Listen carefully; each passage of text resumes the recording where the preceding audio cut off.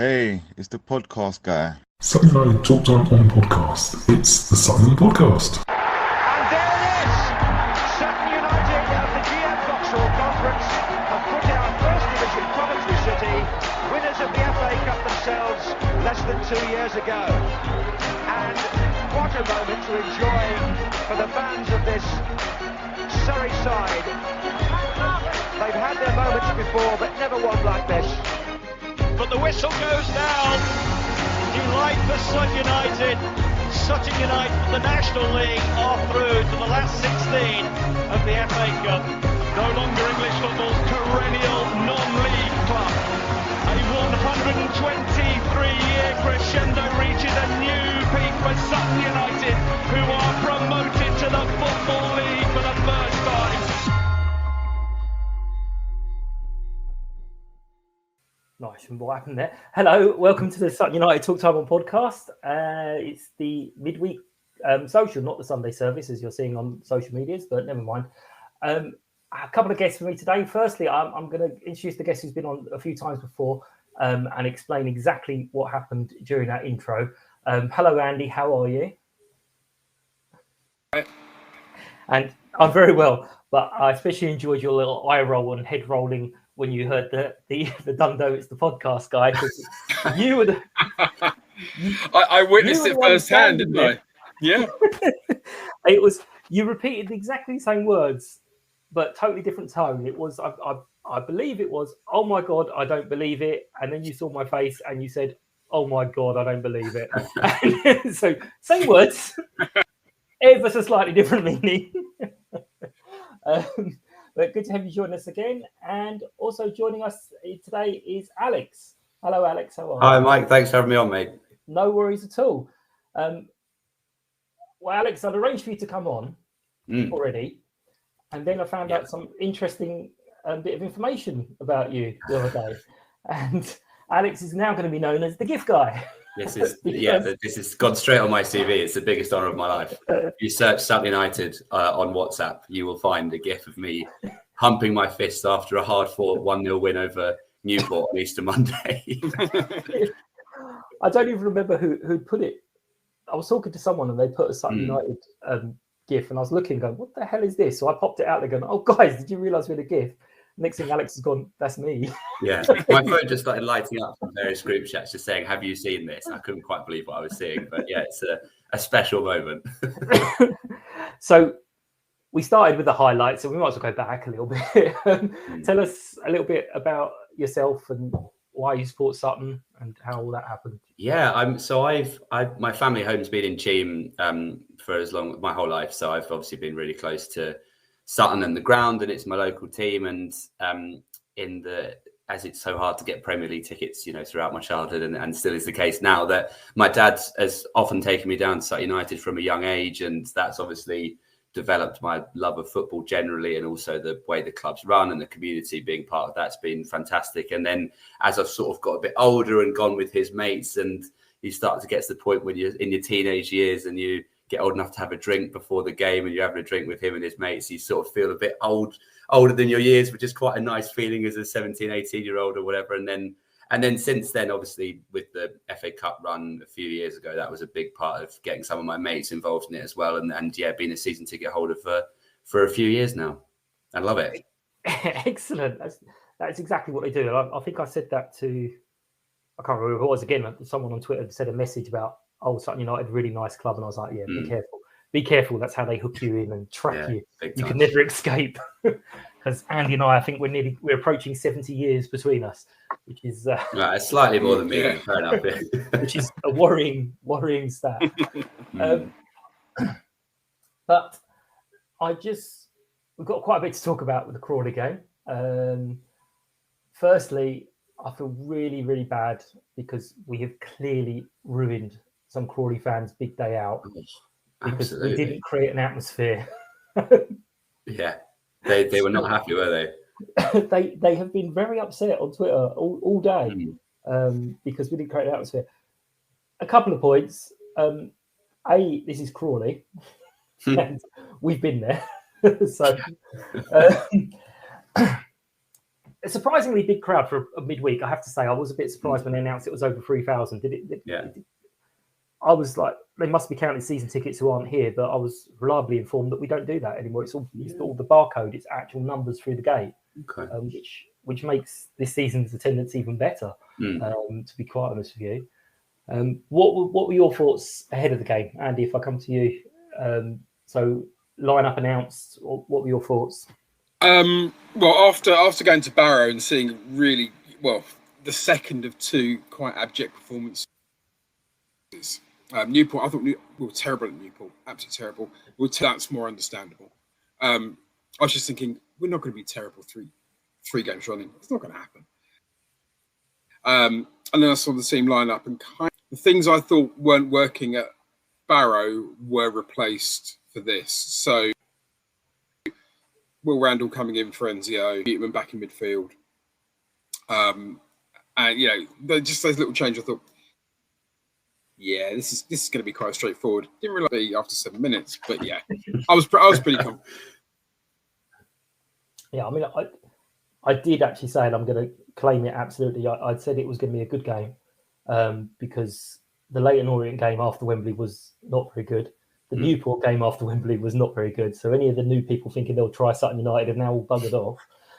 And we produced a great game. But again, ahead of kickoff, Alex, what were your thoughts? Yeah, but similar to Andy, I actually went to the pre-match curry that the club were doing. So we had a little bit of insight from Matt and Bruce before the game, and Matt was basically saying that yes, the boys were all gutted after Barrow, and there had been a couple of knocks picked up. And Andy mentioned the changes that we'd had, but actually they were pumped to have a game so soon afterwards and a chance to right the wrongs of Barrow. And also, we've been talking about this game in hand for such a long time. I think that he was sort of saying that the players were looking forward to getting on level on games and seeing it as a chance to pick up the points. But equally, there's pressure that comes with having that game in hand. We've said for so long, if we win our game in hand, we'll be right in there in the playoffs. And that, it would be very Sutton if the pressure got to them and there's a winnable game and we didn't end up doing it. So after 6 minutes to be 2-0 up was fantastic. I thought the lineup, I always look at the lineup and the first name I look for is Eastie in midfield. And when we don't have him, there's a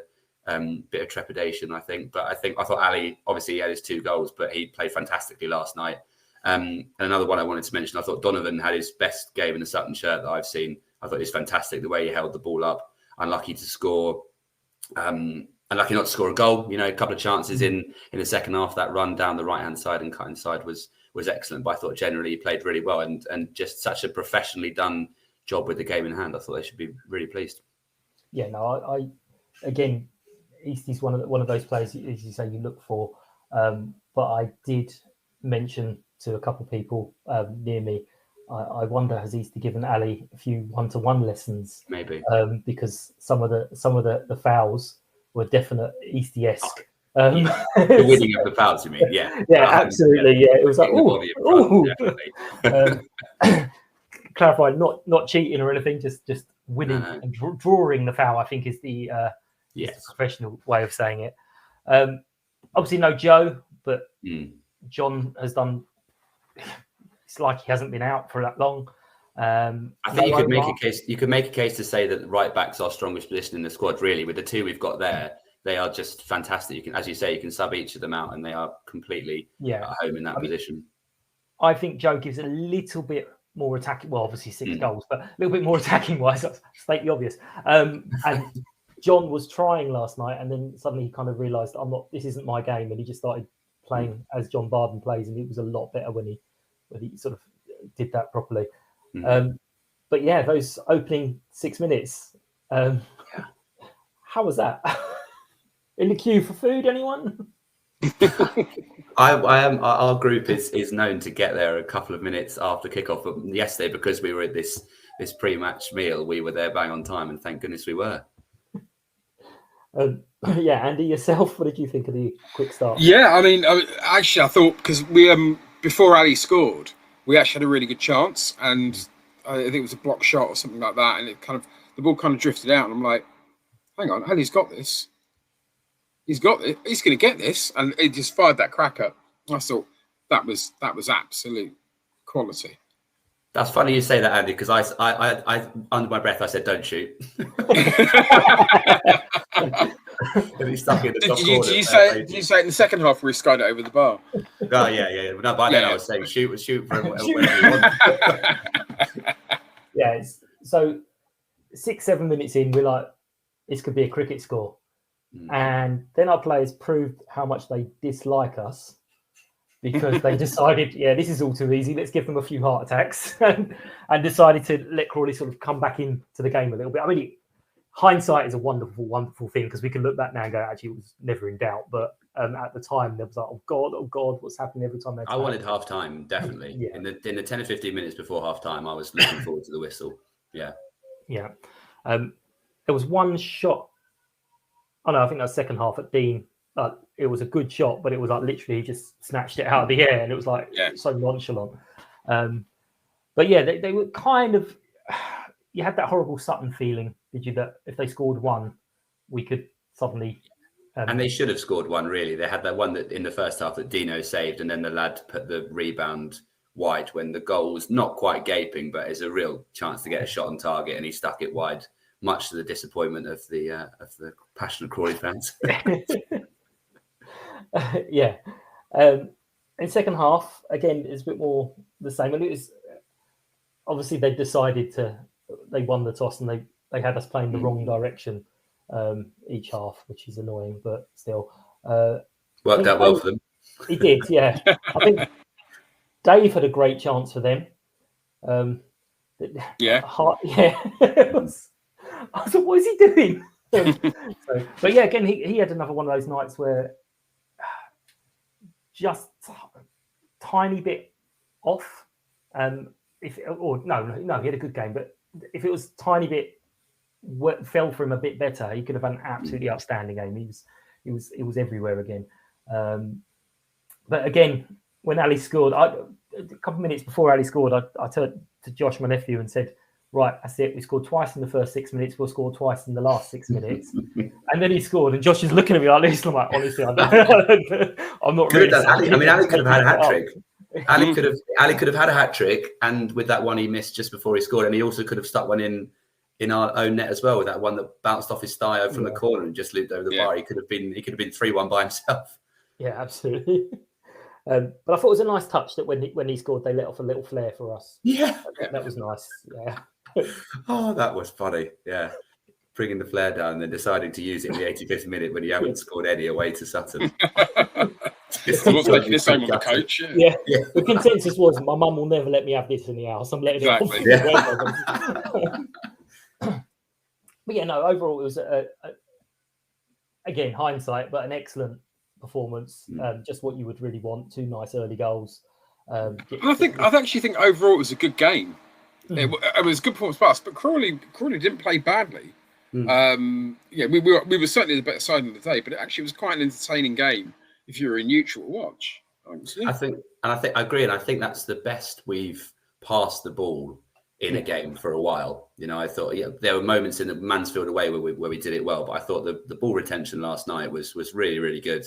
And Crawley must be sick of the sight of us when you think of the away game we had down there where that's the one, I think they missed a penalty in the 80th minute and then we snatched it in the 85th or something to win 1-0. And now they've just come and got battered 3-0 really. I know you make good points about them having some chances, but equally we had the one where Bennett nearly controlled it and went through. And then we had Will's one in the first half, Donovan and Ali in the second half. We could have had 5 or 6 really. I mean, we stuffed them. And as I said at the start, to do that with the game in hand, I think is really impressive. Yeah, I think I said on the way out, if we'd scored 6, we could still justify coming away going, we could have got more. So it was a really good performance. It's interesting you mentioned, please. Yeah, well, that'd be nice. The shot that Will had, which was a really good save by their keeper. When you were talking about teamwork, that came off the back of about 7 or 8 passes. It was that would have been to me almost probably goal of the season because of the way the team played. It was beautiful. It's beautiful. Yeah, it was very nice. Really good.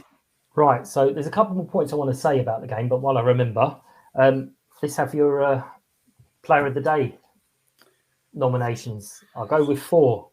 So Ali's there, first of all. That's a nice, easy one. I'd chuck Donovan in there as well. I thought Donovan led the line really well. It just the way he's not physically massive, but the way he gets in front of defenders and holds the ball up when it's coming bouncing up around him with these massive centre backs behind him. I think the way he does that and then often rolls them and creates chances, I thought was great. Yeah. Andy? I have to say Richie Bennett. Richie Bennett makes me laugh, actually. As well as, he's just, without using a rude word, I'm going to use a rude word. My name for him is Shithouse. Because that's exactly how he plays the game. He's absolutely hilarious, but he gets stuck in, and his work rate is just constant. There was one bit in the second half when he was kind of injured on the floor, kind of catching his head, and Sarah was standing next to me, and she's going, "Oh, he's on the floor." I said, "Don't worry, it's Richie Bennett. He'll be fine in 10 seconds." Off he goes. He definitely uses the whole kind of gamesmanship really, really well. And I just thought, he deserved that goal. That goal was pretty smart. He could have got another one. He was a constant thorn in their side last night. Yeah, and I think that's a good point. And even when he's not having his best 90 minutes as a whole, he's capable of producing. The flick for the goal, as you just said, was great. And also he won back-to-back headers in the build-up to our third goal, Ali's second goal as well. And it's just that kind of stuff where even if he's not having a brilliant night, he just pops up with things like that and makes things happen, partly because of his stature and his presence, but also he's got as he showed, he's got the deft touch for the way he took his goal was excellent. Excellent. Well, I'm going to chuck the one other name I'd written down was Harry, because he didn't have his best game, and I felt really bad because I was a little bit critical. And then I listened to Matt saying he's ill, and he played the whole 90 when he was not feeling great. So I'm like, oh, okay. So for the fact he got through it and did what he needed to do, and again, being a bit critical is because of the standards, not because he had a bad game. It's just what your expectations are. So I'll stick them out to the pod. I have a sneaky feeling that I know who's going to win again this week, but hey, whatever. I'm going to vote for Donovan. The Harry one's an interesting one because I've got this kind of opinion of where actually sometimes it's not necessarily who is in midfield, it's who is with who. Yeah. And Ali always plays a better game when he's got Harry or Craig Eastman with him. Whenever Kenny's with him, and this is no disrespect to Kenny's ability, he just goes anonymous, and that happened to Barrow. The midfield was kind of lost, and that's why we weren't creating anything. Ali was like a completely different player. Yeah, no. He was getting absolutely stuck in everything. I just think it's the combinations, and it's you say that about up front, how you'd never really try and play Omar and Richie together or Tanto and Donovan together, because actually it's about the combination of the two. And I thought that combination worked really, really well. I can see why with Harry. Yeah. What would your ideal centre mid partnership be then, Andy? Would you? Because I love Harry. I think he's as you say, he tries so hard every game. He's good on the ball. Yeah. Kenny's obviously a complete trier as well. I put him in that category. But I'm excited next season, injury permitting, to see more of Eastie with Ali together. I think they're just both so technically good on the ball. What do you feel about that? I think with me, I still think it's Eastman and Harry. The weird thing about Harry's had a really, really funny season, apart from obviously the massive injury layoff. At the start of the season, he wasn't playing very well because Matt kept playing him out wide. Yeah. He was playing him as a wide player. And Harry isn't naturally a wide player. And he just kept, you could see it, kept drifting out. Remember at the Scunthorpe game, every attack Scunthorpe were having were on that side where Harry was, because Harry just kept drifting in, kept giving him the space. As soon as you put Harry in midfield, he's like a dynamo. So I still think it's very, for me, it's the centre midfield is very much like the defence. It's like, Louis, Ben Goodliff, but then if one of them's not available, Kobe Rose, an excellent replacement. For me, it's still Craig, Harry, and if one of those not available, Ali. And we've seen this season and most seasons that are really the importance of having the squad, haven't we? With all the injuries and the fixture congestion in League Two and hopefully League One, gents. Oh, am I allowed to say that? Now we're talking. Well, yeah, that leads me on. There was one other little point. Obviously, had a bit of fun teasing the Crawley fans, but there was reports that some of the young uns were throwing bottles and stuff, which clearly is not funny. As I think the Sutton Youth Twitter account said, it doesn't make you look hard; it makes you look a give because there's a fence in between. And also, let's please remember that loads of us have to walk through the park past all the opposition fans as they're going to the train station. So let's not create any tension as we have to walk through them. That is selfish, but there's lots of us there. But we're going to move on to because you obviously mentioned the possible chance of League One. We're going to move on to. I waited 20 minutes before I mentioned it, Mike. Yeah, no, it's very good. It is a point I wanted to make, and at the moment, lots of people are putting up screenshots of the table, and they're cropping it at position 7. And I'm like, okay, but we could finish somewhere between 3 and 10 at the moment. Yeah. So I know it's unlikely and everything, but it is still possible. But we're just going to quickly move on to Saturday's game against Bradford. And Tom from Bantam's Banters here. Hello, Tom. Nice to see you again. Hello. Hi, guys. Hi, Tom. Hi, Tom. So I've just seen a message from, sorry, I've forgotten the names of them, the lower league look team. And they said that they've got us to win the playoffs. So if we beat them on Saturday, it's because you let us. So yeah, I mean, yeah, at this point, yeah, I'm not really bothered. You can just beat us, it's fine. Couldn't care less. Just want the season to end, and we want a full season. He's doing really well. It's like it was such a random appointment. Like the fact that the chairman, when he got the email, he found it in his junk folder, and then when he got it, he thought it was a spoof. He thought it was like a Bradford City fan winding him up, saying, "I'm Mark Hughes, I want," and he just kind of half ignored it. And then when he realised it was actually genuine, he couldn't believe it. You know, if Mark Hughes has only ever managed Premier League teams, applies for the vacancy, and when you're in League Two, you just take it. You don't really interview anybody else. You just take it. Yeah. It was unbelievable, and we needed that. It's just been so bad this season. It's been terrible. Like I've been sat here listening to you guys talk for 10 minutes about your midfield problems and who's good enough to play in midfield, and I'm thinking, I'd love to have that issue. I'd love to be able to choose 2 midfielders. Bloody hell. We honestly. And I don't mean to pile it on, but we weren't talking about who's good enough. We're talking about of the 4, which is better than the others, because even the 2 that we said were not working so well together. They're still pretty good. Yeah, it says it all, really. It says it all. It's great appointment. It's one of those FIFA games. You're choosing between someone who's 85, 86, and 88, and 89. Yeah, we don't have that. We don't have that. We have one player who's in his 80s, maybe, and then. But look. Listen, it's going to be a lot of big changes. He had a chance. He's obviously coming outside of a transfer window, so he had a chance to sign anybody. He knows who he's going to keep, and we all City fans, I can speak to everybody, we want this season to end just so we can really have one full summer of Mark Hughes signings and then into next season. We needed it though. The previous manager, Gary Boyer, depressive, such a terrible, boring, depressive manager, and we needed someone that were going to get the fans back on side.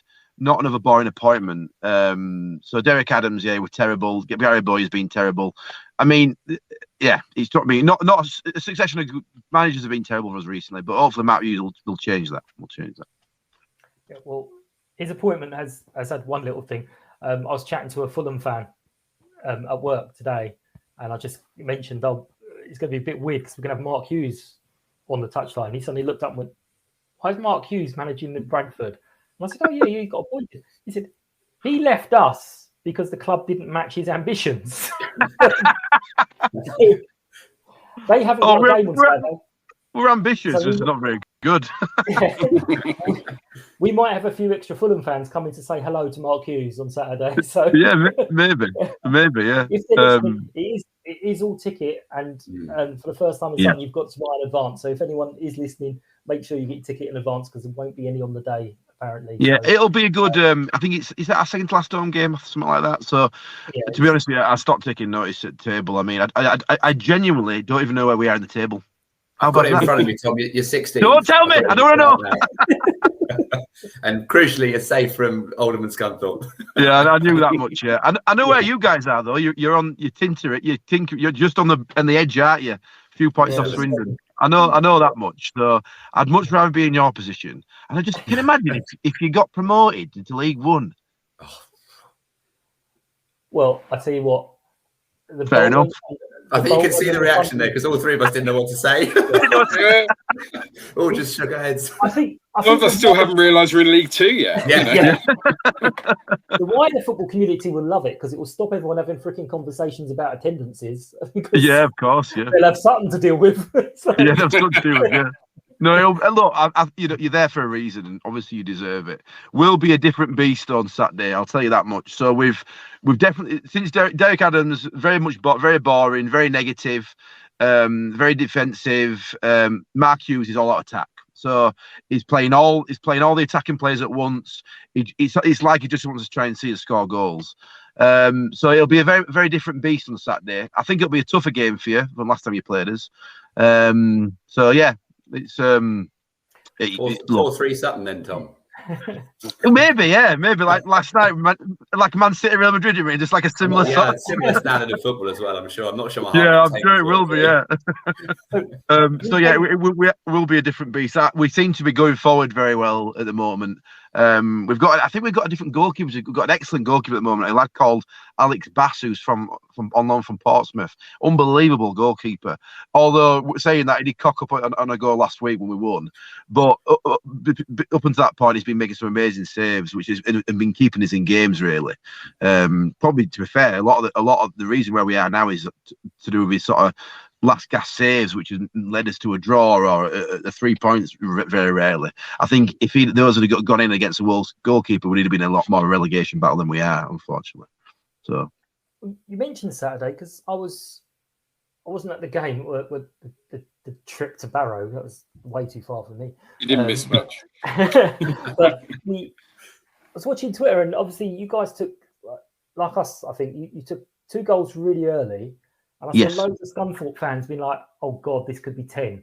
And then I saw some Bradford fans saying we were awful after that. Yeah, literally the first 5 minutes, 10 minutes was unbelievable. And if we play, honestly, if that same team played like that for 90 minutes every week, we would win the league by God knows how many. It would be unbelievable. It was crazy. It was like, oh my God, it's happened. The Mark Hughes effect has kicked in.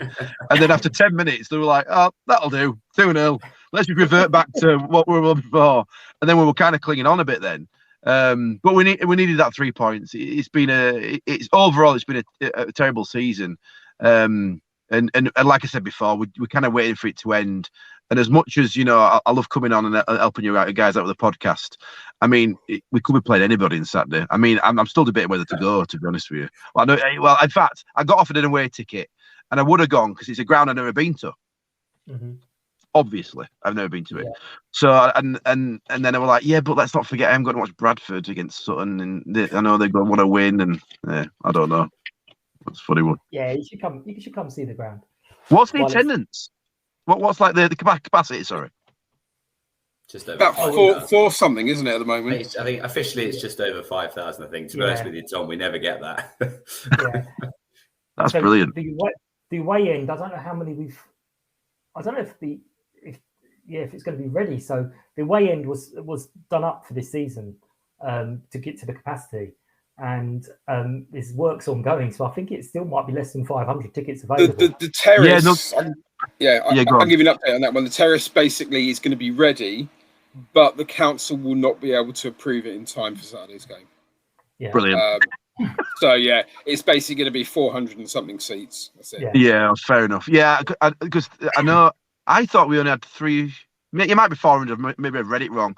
So if you're looking to get a ticket, then it was great. However, we're in a situation where there's not like me, not many people are bothered about travelling. You still get the diehards. You still get a 500 diehard, like no matter where they go, no matter who we are.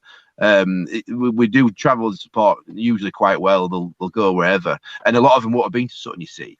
So it'll be one to tick off. So I was very lucky to get off the ticket, but yeah, I don't think I'm gonna take it. So. You'll regret that next season when we're not there too. I know. You know what? Out of everybody, I want you guys to go because I love like a bit of a fairy tale thing. It'd be great for you. I remember speaking early in the season, and I can't remember where we were. I think we were still mid-table, and you were kind of doing all right, but you were kind of surprised.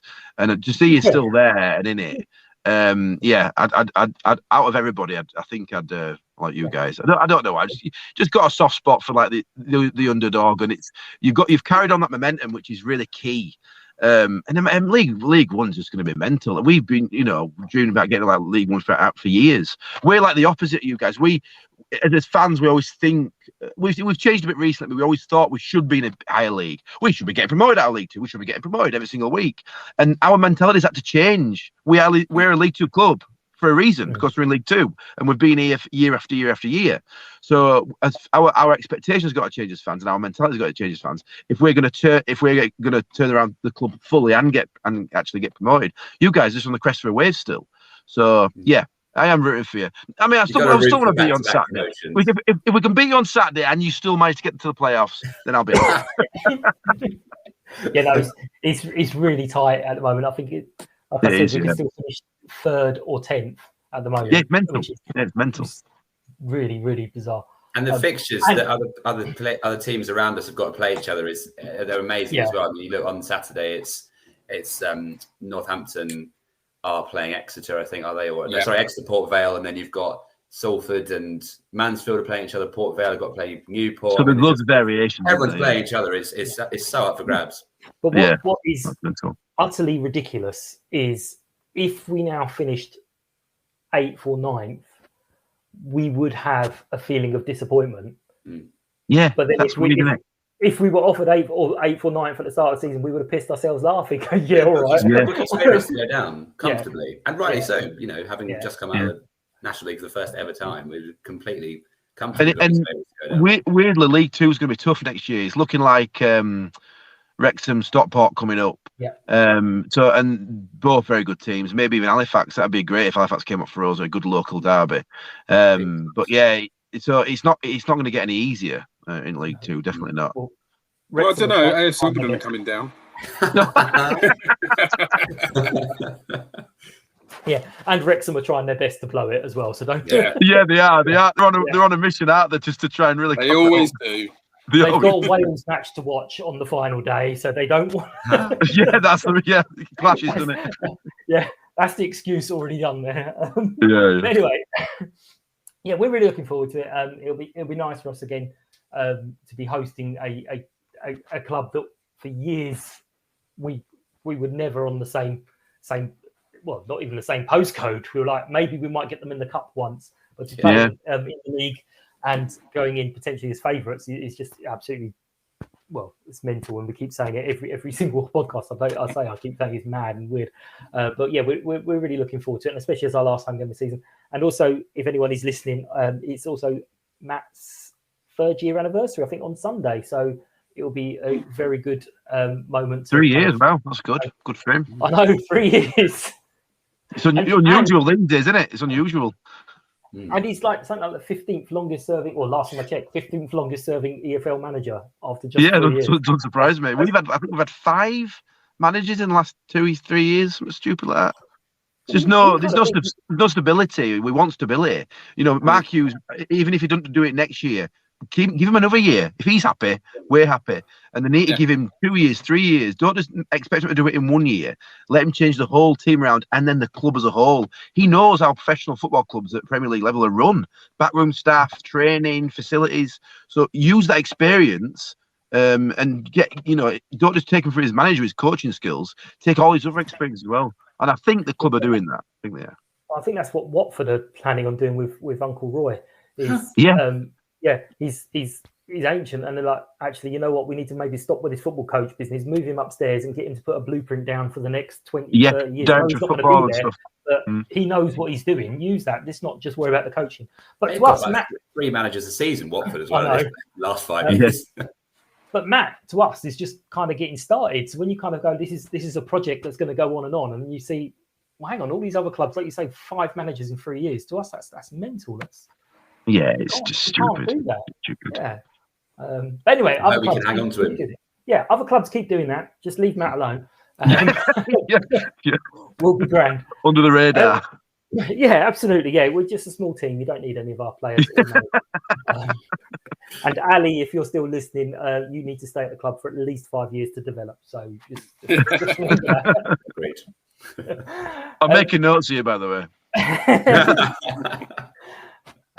I'm gonna wrap it up there, gents. Unless anyone's got anything they have a burning desire to add to it. No, No, excellent. I feel like I'm at work going any other business.